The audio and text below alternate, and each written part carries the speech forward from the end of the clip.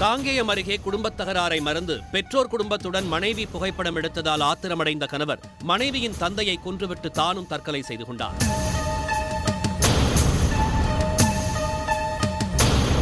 திருப்பூர் மாவட்டம் ஊதியூர் அருகே எல்லப்பாளையம் புதூர் குறுக்கப்பாளையம் ஊராட்சி பகுதியைச் சேர்ந்தவர் 70 வயது பழனிசாமி.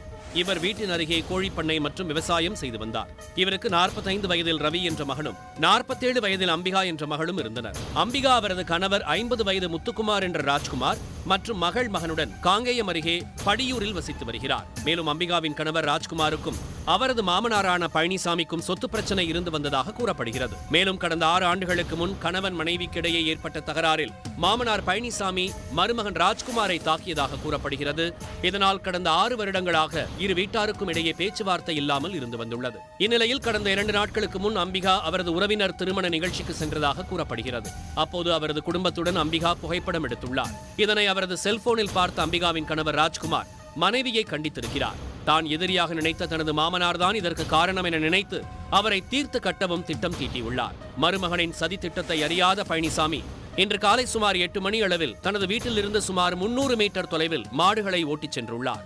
அந்த பகுதியில் ஏற்கனவே காத்திருந்த ராஜ்குமார் தான் மறைத்து வைத்திருந்த 9mm கை துப்பாக்கியால் மாமனாரின் மார்பு பகுதியில் சுட்டுள்ளார். இதில் துடிதுடித்து பழனிசாமி உயிரிழந்த நிலையில் துப்பாக்கி சுட்ட சத்தம் கேட்டு அக்கம் பக்கத்தினர் வரவே மருமகன் ராஜ்குமார் காரை எடுத்து படியூரில் உள்ள அவரது வீட்டிற்கு சென்றுள்ளார். பின்னர் அவரது மனைவியிடம் தந்தை பழனிசாமியை சுட்டுக் கொன்று விட்டதாக தெரிவித்துவிட்டு அறையில் சென்று தானும் அதே துப்பாக்கியால் தலையில் சுட்டு தற்கொலை செய்து கொண்டார். 7 மணி சுமார் இருக்கு. இவர் மாடு கொண்டு காட்டுக்கு போயிட்டு இருந்தார். காட்டுக்கு போயிட்டு இருக்கும்போது யாரோ ஒரு வாக்குவாதம் பண்ணிட்டு இருந்தாங்க. என்ன பண்ணிட்டு வாக்கு பண்ணிட்டு இருந்தாங்க. கைப்பூசி சொல்லிட்டு வாக்கு பண்ணிட்டு இருந்தாங்க. நான் ஒரு 200 மணிக்கு அந்த பக்கம் போயிட்டு இருந்தேன்.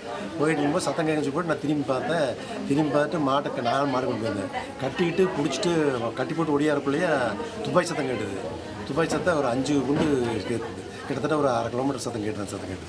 நான் நிறுத்திட்டு பார்க்கறக்குள்ளேயே அவர் கார் எடுத்து போயிட்டாரு. யாருன்னு தெரியல. அப்புறம் இவர்கிட்ட பார்த்து முடிச்சு பார்த்தாரு.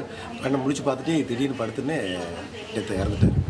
மாமனாரை சுட்டு கொலை செய்துவிட்டு தற்கொலை செய்து கொண்ட ராஜ்குமார் கடந்த 6 மாதத்திற்கு முன்தான் லைசன்ஸ் பெற்று துப்பாக்கி வாங்கியது தெரிய வந்துள்ளது. மாமனாரை கொலை செய்வதற்காகவே துப்பாக்கி வாங்கினாரா என போலீசார் விசாரணை நடத்தி வருகின்றனர்.